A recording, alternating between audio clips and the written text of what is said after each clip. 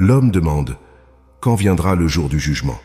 Le jour où les yeux seront aveuglés, où la lune sera plongée dans l'obscurité, où le soleil et la lune seront réunis. Ce jour-là, l'homme dira, où fuir? Non, il n'y aura nulle part où fuir et se cacher. Ce jour-là, le seul refuge sera la présence de son Seigneur. Le jour du jugement, le dernier jour que tout le monde attend avec curiosité et crainte. Bien que nous ne puissions pas connaître exactement l'année du jour du jugement, nous savons qu'il approche. Comment le savons-nous? Parce qu'il existe de nombreux hadiths, paroles du prophète, qui font référence à cela. Le prophète Muhammad, que la paix et les bénédictions soient sur lui, a mentionné que certains événements se produiraient avant le jour du jugement. Alors, quels sont ces événements? Vous serez étonnés en les découvrant. Parlons des signes indiquant que le jour du jugement approche. Avez-vous peur du jour du jugement? Quand pensez-vous qu'il se produira? Réfléchissons au point suivant. Ils indiquent à quel point nous nous rapprochons du jour du jugement. Avant l'arrivée du jour du jugement, il y aura des signes mineurs qui seront liés aux actions humaines telles que la violation des commandements religieux ou la dégradation de la morale. Les signes majeurs, quant à eux, se produiront indépendamment de la volonté humaine. Ils sont appelés les grands signes. Nous parlerons d'abord des signes mineurs, puis des signes majeurs. Le premier signe est en réalité l'arrivée du prophète Muhammad, que la paix et les bénédictions soient sur lui, sur terre. Le prophète, que la paix et les bénédictions soient sur lui, est le dernier prophète envoyé pour avertir les gens et leur annoncer la bonne nouvelle du paradis. L'envoi du dernier prophète, que la paix et les bénédictions soient sur lui, est interprété dans de nombreuses sources comme le début des signes mineurs du jour du jugement. Un autre signe est que l'importance du Coran sera oubliée par les gens. Qu'en pensez-vous? Est-il nécessaire de discuter de cela? Le Coran, qui est pour beaucoup d'entre nous la question la plus importante, n'a-t-il pas été relégué au second plan de nos vies? Quand avons-nous lu pour la dernière fois le Coran et nous sommes-nous souvenus de son importance? La prière ne sera pas accomplie. Il suffit de regarder autour de nous à l'école ou au travail pour comprendre la diminution du nombre de personnes qui prient. Voilà un autre indice puissant, indiquant que le jour du jugement approche. Les mosquées seront embellies, mais l'importance de l'adoration sera négligée. Le nombre de personnes qui croient en Dieu et en les principes de la foi diminuera. La confiance envers les dépôts sera perdue. L'usure se répandra. L'honnêteté disparaîtra dans le commerce. La discorde, la calomnie et le mensonge augmenteront. Si vous y réfléchissez, vous constaterez que plus personne ne fait confiance même à son proche, n'est-ce pas? Les grands péchés tels que l'adultère et la consommation d'alcool se multiplieront. Différents types de boissons alcoolisées seront introduits sous divers noms, et certaines d'entre elles seront considérées comme licites. La débauche et l'obscénité se répandront. La pudeur disparaîtra.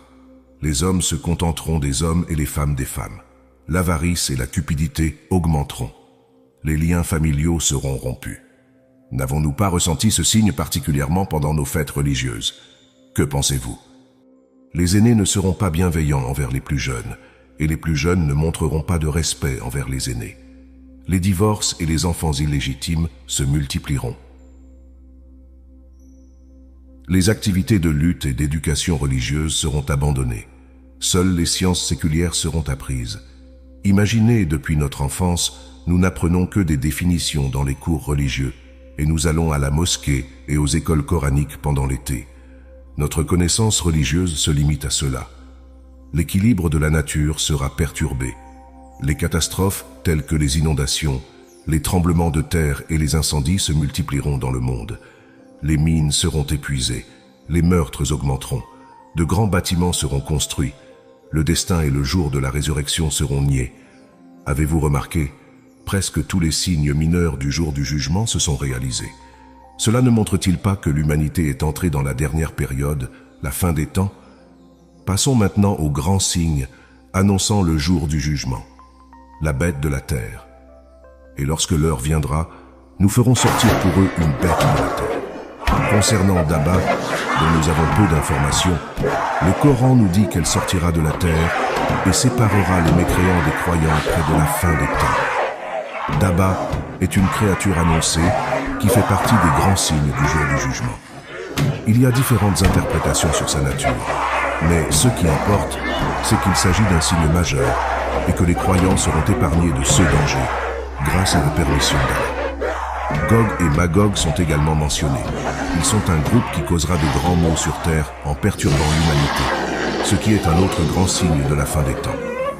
Dans le Saint-Coran, il est indiqué que, grâce à l'acte de Zulkarnain, Gog et Magog, qui ne pouvaient pas nuire aux humains, réapparaîtront près de la fin des temps pour attaquer l'humanité. Selon certaines opinions, ces groupes sont associés aux Mongols et aux Mandchous, qui ont envahi les pays islamiques, détruit les bibliothèques et mis fin à l'âge d'or musulman. À une époque proche de la fin des temps, des groupes agissant de manière similaire répandront la corruption dans le monde en terrorisant les gens.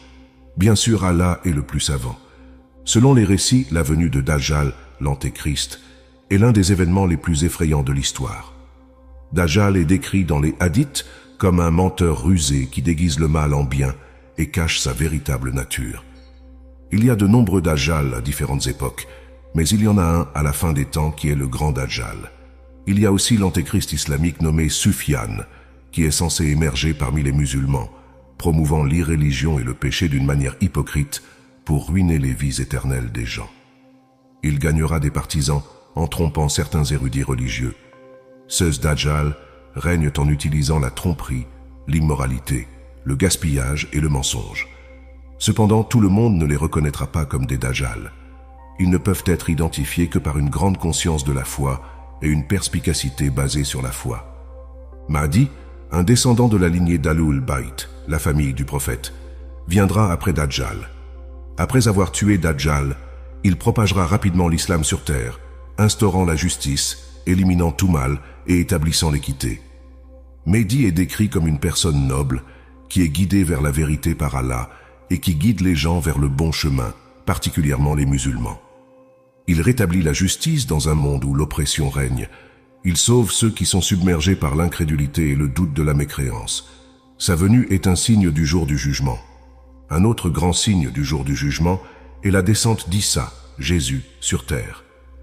La descente d'Issa, paix soit sur lui, est également mentionnée dans le Coran et les hadiths en tant que signe de la fin des temps. Nous connaissons tous l'histoire d'Issa, paix soit sur lui, l'un des 4 grands prophètes. Né miraculeusement de Marie, il a été choisi par Allah pour devenir prophète à l'âge de 30 ans et a ensuite été élevé aux cieux par Allah. Les Juifs ont crucifié une personne qu'ils ont pris pour être Issa, paix soit sur lui, mais c'était leur propre Jean. Le Coran et les hadiths parlent de la descente d'Issa, paix soit sur lui, près de la fin des temps pour appliquer les lois de l'islam. Après la venue de Mehdi, Issa, paix soit sur lui, descendra comme un juge et un dirigeant juste, brisant la croix, tuant le porc, instaurant des impôts pour la richesse, priant derrière Mehdi et l'aidant. Par la prière d'Issa, paix soit sur lui, Allah détruira également Gog et Magog, qui apporteront la corruption sur terre. Selon une autre version, il s'unira à Mehdi pour détruire Dajjal. Un autre grand signe du jour du jugement est le phénomène du Dukhan, qui signifie la fumée. Le Coran mentionne un chapitre appelé Dukhan, qui décrit un événement où une fumée descendra du ciel sur terre lorsque le jour du jugement approche. Elle enveloppera le monde entier et durera 40 jours, provoquant une chaleur extrême. Les croyants ne seront que légèrement affectés par cette fumée, semblable à un rhume, tandis que les mécréants et les hypocrites seront gravement secoués, presque comme s'ils étaient ivres. C'est l'un des grands signes du jour du jugement. Finalement, il est mentionné que lorsque le jour du jugement approchera, le soleil se lèvera à l'ouest au lieu de l'est. Ce sera un signe clair que le temps est venu, mais à ce stade, il sera trop tard pour le repentir, et toute opportunité de faire le bien sera révolue. La véritable crainte devrait être la personne elle-même, car la véritable fin du monde est la mort de chaque individu. Pourquoi ne pensons-nous pas autant à notre propre mort que nous le faisons pour le jour du jugement ? Peut-être parce que cela peut être inconfortable à considérer. Cependant, nous devrions nous rappeler que notre Seigneur est le plus miséricordieux des miséricordieux, et il attend un retour de notre part. Si nous ne sommes pas encore décédés et que nous n'avons pas encore vu le soleil se lever à l'ouest, cela signifie que la porte du repentir est ouverte. N'est-il pas temps pour nous de nous tourner vers Allah ?